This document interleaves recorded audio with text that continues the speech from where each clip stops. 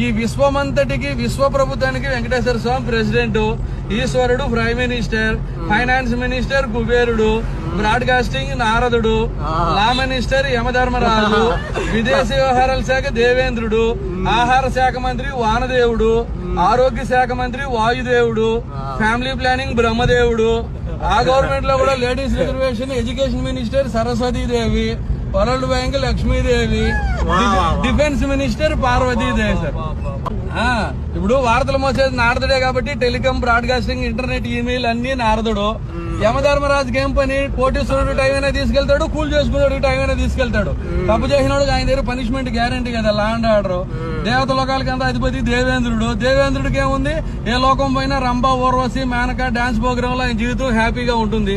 మన విదేశాంగ మంత్రి కూడా జనాల డబ్బుతో రష్యా, అమెరికా, ఫ్రాన్స్ జాలికి తిరిగేస్తున్నారు.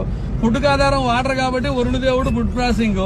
మన బాడీలో ఉండే శ్వాసే కదా, ముగ్గు మూసుకుంటే ప్రాణం పోతుంది. వాయుదేవుడు హెల్త్, చదువులు తల్లి సరస్వతి, దేశానికి రక్షణ కావాలి శక్తి స్వరూపిణి పార్వతి డిఫెన్స్.